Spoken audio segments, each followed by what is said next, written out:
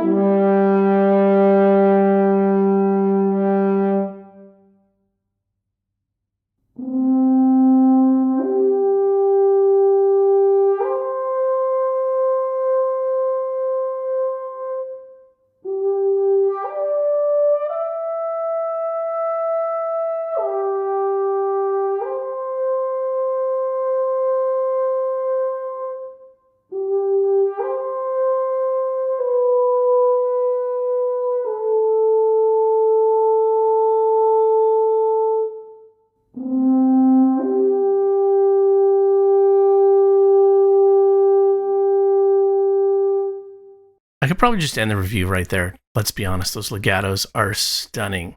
It's no surprise Fracture Sounds have been doing legatos extremely well for a long time. Let's dive in and check out the interface. All right, so there is your NKIs: trumpet, French horn, trombone, tuba, and the ensemble patch. If you have a brass band soloist, it's going to look very familiar to you, but there are a couple of neat little updates. So right now I have the French horn open. Of course, we have our dynamics control, which is assigned to the mod wheel, but I've remapped it to my MIDI controller. It's especially important when you're programming legatos that you ride that fader the whole time. We have a color control. Let's try that out.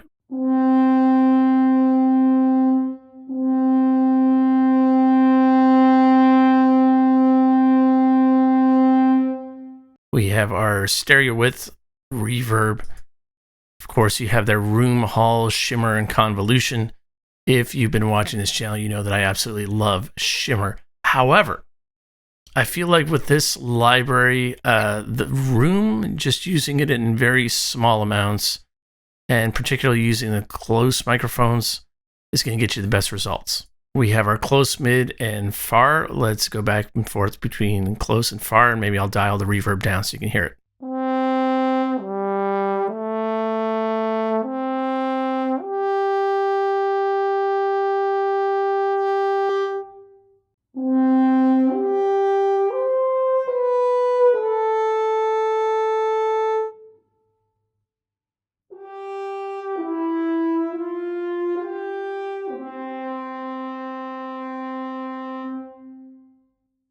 So as you can see, you get a very, very nice close sound. And then, of course, you have this lovely slider that you can fool around with and get it exactly where you want it. Usually when I'm playing these, I like the reverb somewhere between half and kind of 3/4. So you're going to want to play around with that. Again, that's to taste. We have all of our articulations. I won't play every single articulation from every instrument because there's a lot, but I'll kind of mix and match. Certainly, I'll play the legatos for you from each instrument. Basically, we have our legato. This is interesting. We have the mellow legato, and that's what you heard at the beginning of the video. Just a softer performance. It's really quite beautiful. If you really want those quieter, softer moments, mellow's going to get you. If you want it to be a little bit more profound and majestic, see what I did there? I go with that regular legato. The other sustains, also mellow sustains, which is very nice. This, I believe, is new. I don't think this was in the brass band soloists. We got our shorts, our slightly longer shorts, our even longer shorts, and then we have a mix of all the performance patches. Down here in our controls, we, of course, can change the key switch range. You can fool around with the dynamic range depending on what you're programming. We have their legato settings. They have the classic control, or it just defaults to smart control. I've covered this in a couple other videos, but if you're using Logic, you can go in and fool around with the delay compensation. That being said, I find just in its default position, as it loads in the sample, it performs really, really well straight out of the box. So personally, I don't feel that you really have to mess around with this a lot, but you certainly can tweak it. We have the position, so this is where the instrument was naturally recorded, but one of my favorite things is you can move around and have a customized position. This is particularly useful when you have instruments that have a similar tonal range. So you can really place those the way that you want them. Don't think in a traditional orchestral sense that certain instruments have to be placed in a certain way. Of course, you can do a center stereo field as well. And that is your interface. Let's play through some of these articulations.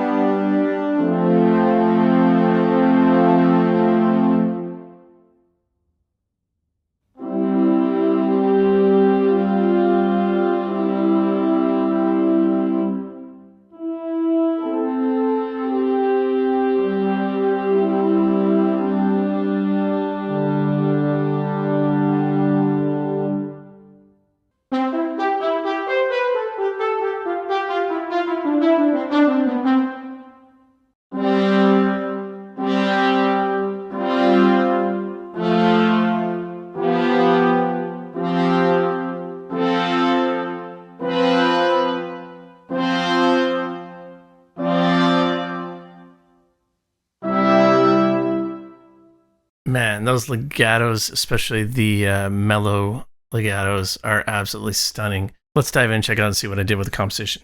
I kept everything very, very minimal. So we have the trumpet legato. We have 2 French horn legatos. That's literally the same patch, but I've just alternated how I've played it because I want to program it differently. I want different volumes. It's just how I mix things.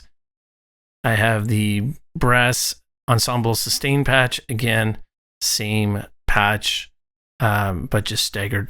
It's just easier for mixing. And then I have a little bit of their string formations because I thought that would go together, and that is it.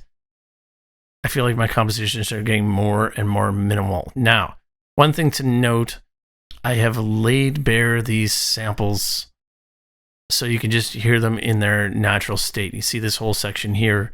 We have the trumpet legato. There's nothing else in the composition. Same thing here. Then we have a French horn legato. Nothing else. In the past, I would never even have conceived of having a naked, bare legato solo sample. But these stand on their own. I thought this would be a perfect way to really let you hear the sound and how it performs just on its own. Because brass instruments are so powerful and there's so much air being pushed through the instrument, I find that you don't need a lot of tracks to really make it sound interesting. That being said, let's listen to a couple of these parts on its own. So this Majestic Brass trumpet legato. Let's check it out.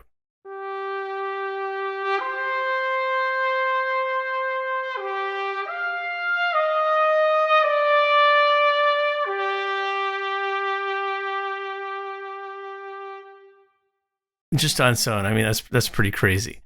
French horn is almost better. Let's listen to that.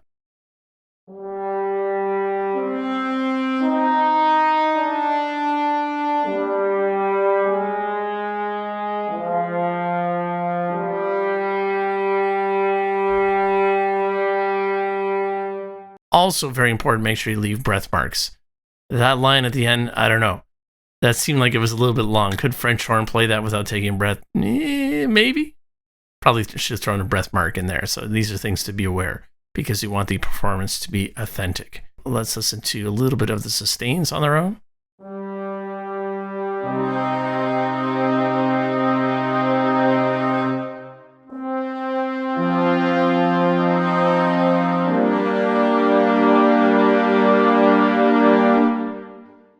So as you can really hear, I really tried to leave gaps, 1 for breath, and 2 so you could hear the release of the samples. Solo string formations are really nice. Just add some kind of textures in there without getting in the way of the brass. So why don't I play these 2 together?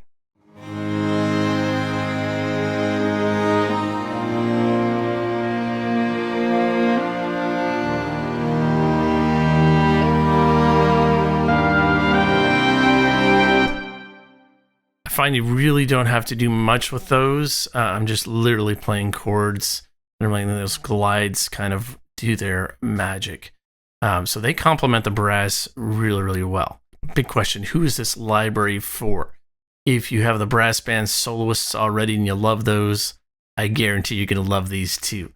It's kind of a no-brainer. If you're looking for really authentic sounding, easily programmable legatos for brass instruments, this is going to be really hard to beat. But again, Fracture Sounds has been doing really good legatos for a long time, so that should come as absolutely no surprise. Upon launch, you can purchase this library individually at a price of $125 US, which I believe is a 25% discount. As a sidebar, my good friend Craig redesigned my website, did an amazing job, as well as an incredible logo that was included by my good friend Alden. I have very, very talented friends, so you can check that out in the links below. I have a couple of courses that are linked to there as well, which I've removed from Skillshare. That'll be a video for another time. It's also a mailing list that you can get on and keep apprised of everything that's going on in my music production world. That's it, friends. Stay safe. Catch you in the next one.